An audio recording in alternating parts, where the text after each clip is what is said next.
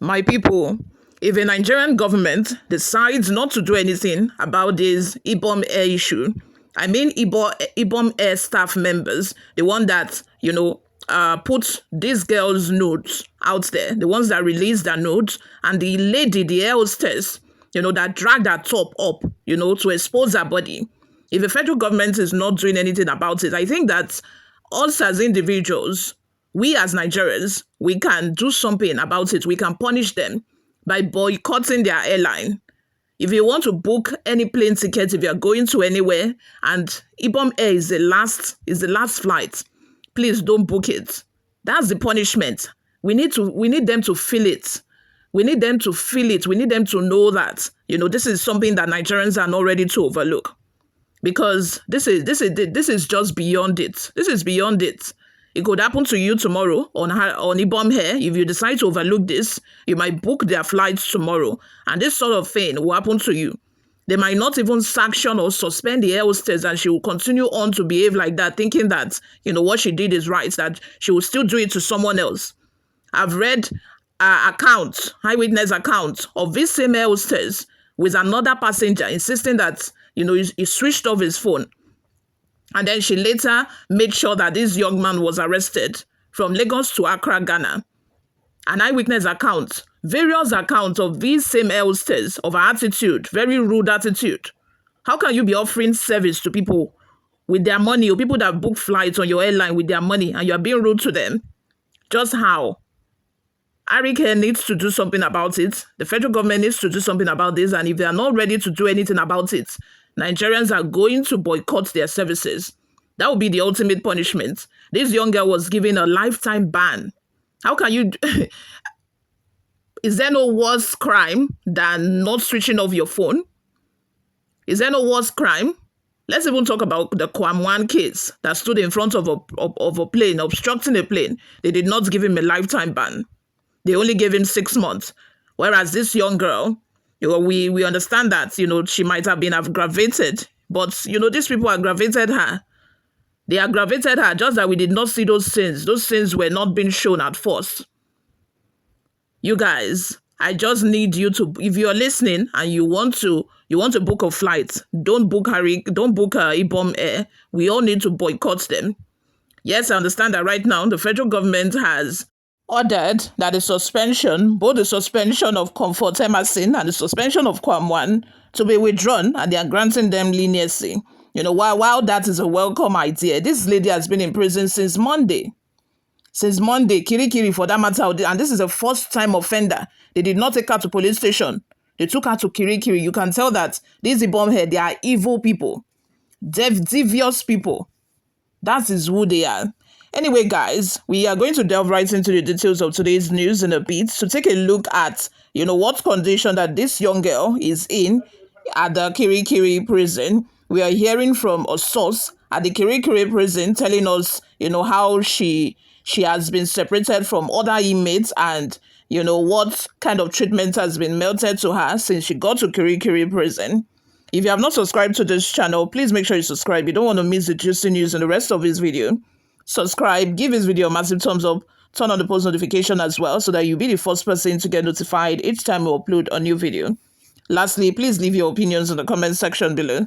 Without further delay, let's delve right into the details of today's news. Comfort Emmanson'S, the Ibom Air passenger who caused a stir at the Muritala Mohammed Airport, Lagos on Sunday, has begun her stay at the female wing of the Kirikiri Correctional Center. Newsroom Nigeria reports that she was brought in by officers of the airport's police command around 6:30 p.m. on Monday with a remand order set to lapse on October 6. Can imagine, from now to October 6. That is like almost 2 months in prison. For what? For not switching off her phone. Moving on, prison sources told Vanguard that the 26-year-old student was calm and showed little emotion on arrival. The source said when she was brought in yesterday, Monday, she was classified as a first-time offender and kept separate from other inmates. She didn't really show any emotions here, but she came with her luggage.